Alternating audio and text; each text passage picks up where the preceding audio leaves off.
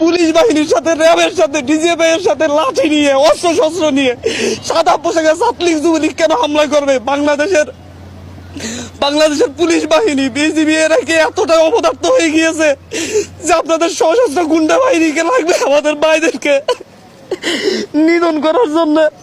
আমি আজকে সকালে পত্রিকা পড়তেছিলাম, পত্রিকায় দেখলাম যে বিভিন্ন মন্ত্রীরা, ক্ষমতাসীন দলের বিভিন্ন নেতারা হুমকি দিচ্ছেন এরপরে যদি আন্দোলন না থামে ওনারা দমন করবেন। ওনারা ছাত্র আন্দোলন দমন করার চিন্তা করেন।